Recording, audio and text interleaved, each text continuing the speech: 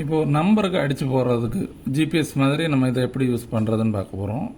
ஒரு நம்பருக்கு ஓடி போகிறதுக்கு நீங்கள் ஒரு ஸ்க்ரீன் ஏதாவது ஒரு இடத்துல தொட்டும் அந்த நம்பருக்கு அடித்து ஓடி போகலாம். அது ஓடி போகிறதுக்கு உள்ள காம்பஸ் சைடில் வந்துடும். இல்லை ஒரு உடக்க வேணாலும் தொட்டு, இல்லை ஒரு கல் நேரத்தில் இதை தொட்டுட்டு இதுலேயும் கோட்டு கொடுக்கலாம். அந்த இதுக்கு போகிறதுக்கு லைன் போட்டு தரும். அந்த இதுக்கு ஓடி போக காம்பஸ்ஸு எத்தனை அடி காம்பஸில் போகணும், நீங்கள் எத்தனை காம்பஸில் போகிறோம், எவ்வளோ தூரத்தில் இருக்குது, நீங்கள் எவ்வளோ ஸ்பீடில் போகிறீங்க, நீங்கள் போகிற ஸ்பீடு வச்சு அது எத்தனை மணிக்கு அதுக்கு போய் சேரணும் வரைக்கும் எல்லாம் பார்க்கலாம். நீங்கள் அது போகிறதுக்கும் அதில் ஒரு லைன் போட்டு தந்துடும். அந்த லைன்லேயே நீங்கள் ஓடி போகலாம். அந்த லைனை விட்டு நீங்கள் நீங்கினீங்கன்னா எத்தனை பாயிண்ட் நீங்கள் நீங்குறீங்கன்னு இதில் காணிக்கும். இப்போ இதில் ரோடு மாடலும் இருக்குது, இல்லது காம்பஸ் மாடல் வேணும்னா காம்பஸ் மாடலும் இருக்குது. இதில் ரெண்டில் எது வேணாலும் நீங்கள் செலக்ட் பண்ணலாம்.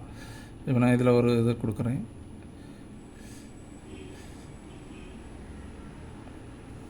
இப்போ இதில் இந்த லைனை விட்டு நீங்கள் போனீங்கன்னா இதில் ஒரு சின்ன துண்டு போட்டு அப்படி காணிக்கும். இத்தனை பாயிண்ட் நீங்கள் அந்த லைன்லேருந்து இந்த சைடு நீங்கள் போகிறீங்க அடித்து பார்க்கலாம். இதை போய் சேர்ந்த பிறகு இந்த இது வேண்டான்னா இதை க்ளோஸ் கொடுத்து எஸ் கொடுத்துருங்க. இல்லை ஒரு நம்பருக்கு இப்போ நீங்கள் ஒரு நம்பர் பொசிஷன் நம்பராட்ட அடித்து போகணுன்னா இதில் அன்புகுறியில் போய் கோட்டு கொடுத்துட்டு எந்த பொசிஷனுக்கு ஓடி போகணுமோ இதில் ஃபஸ்ட்டு கட்டத்தை தட்டிட்டு நீங்கள் வரிசையாக அப்படி கொடுத்தா போதும்.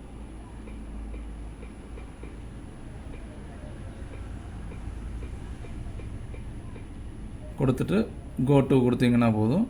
அந்த நம்பருக்கு போகிறதுக்கு கீழே இருக்குது, அந்த நம்பர் போகிறதுக்கு அது காம்பஸ் லைனு எல்லாமே வந்துடும்.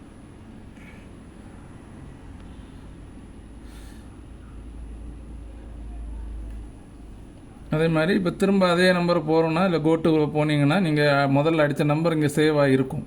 அதை தட்டினீங்கனாலே உங்களுக்கு திரும்பவும் கோட்டு வரும். இல்லை இந்த நம்பரை இதில் இந்த டெலீட் பண்ணணுன்னா டெலீட் பண்ணி விட்டுறலாம். யாருக்கா ஷேர் பண்ணணுன்னா ஷேர் பண்ணலாம், எடிட் பண்ணலாம். இது ஓடி போய் முடிஞ்ச பிறகு இது வேண்டான்னா இதை க்ளோஸ் பண்ணிட்டீங்கன்னா போதும், அந்த இது போயிடும்.